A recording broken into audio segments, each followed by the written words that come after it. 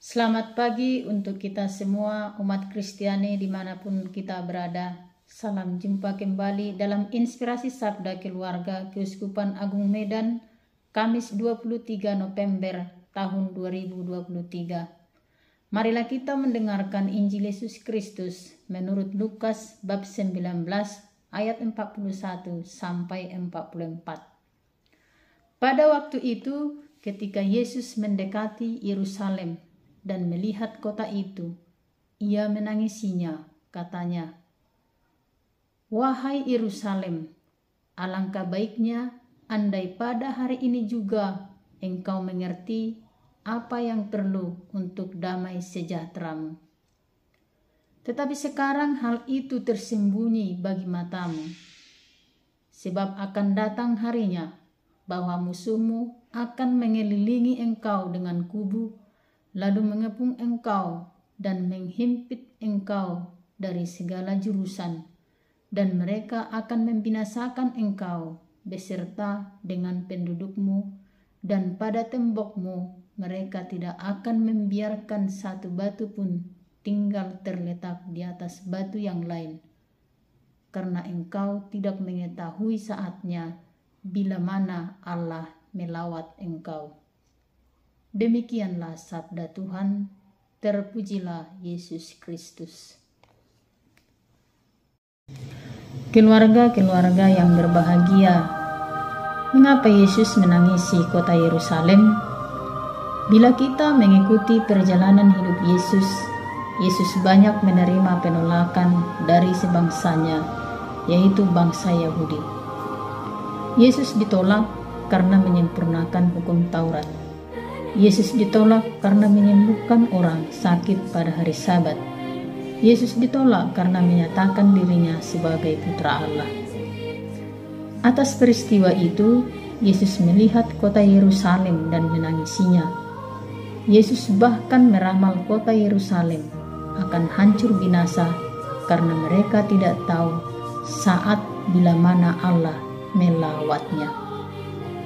Tentu yang dimaksudkan Yesus bukan hanya kehancuran fisik kota Yerusalem, tetapi terlebih kehancuran orang Yahudi di Yerusalem yang tidak dapat menerima kedatangannya dan menolaknya dan akhirnya menyalibkannya.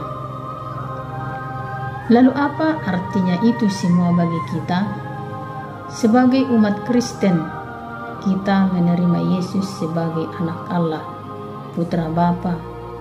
Diri kita adalah tempat Roh Kudus tinggal. Diri kita adalah bait Allah, sehingga kita dapat menyapa Allah sebagai Bapa kita. Karena itu diharapkan diri kita sungguh dijaga bersih. Diri kita harus dijauhkan dari hal-hal yang merusak hubungan kita dengan Allah. Maka perlu menjaga relasi dengan diri sendiri, sesama, dan alam semesta. Ketika relasi kita rusak dengan sesama dan alam ciptaan, maka akan sangat mempengaruhi relasi kita dengan Tuhan. Relasi diri kita dengan Tuhan rusak bila kita hanya mengikuti hawa nafsu semata, rakus, egois, mapan, sehingga membuat diri terjerumus pada kehidupan yang tidak dikehendaki Allah. Keluarga-keluarga yang berbahagia, ketika relasi kita dengan sesama rusak, maka akan terjadi percecokan, iri hati, dengki, pertikaian, perselisihan, bahkan peperangan yang juga berlawanan dengan kehendak Allah. Ketika relasi kita dengan alam ciptaan rusak, maka alam juga tidak akan bersahabat dengan kita. Seperti yang kita alami pada akhir-akhir ini, banjir di mana-mana, pemanasan global, penumpukan sampah yang berlebihan sehingga terjadi polusi udara yang mengakibatkan ozon semakin menipis dan sangat berdampak pada kehidupan kita. Bila kita menolak sesama, tidak bersahabat dengan alam, sama dengan menolak Tuhan. Karena Tuhan ada dalam diri sesama dan juga alam ciptaan. Kita menerima Tuhan bila kita mau bersahabat dengan diri kita sendiri, sesama dan alam ciptaan, dan hidup sesuai dengan kehendak-Nya. Dengan demikian, hidup kita tidak akan dihancurkan seperti kota Yerusalem. Tuhan tidak menangisi kita karena kita menerimanya. Kalau kita menerima Tuhan dalam hati kita, diharapkan kita juga dapat membantu orang lain, keluarga kita, untuk dapat menerima Tuhan dalam hidup mereka. Dengan demikian, mereka diselamatkan dan bukan ditangisi seperti kota Yerusalem.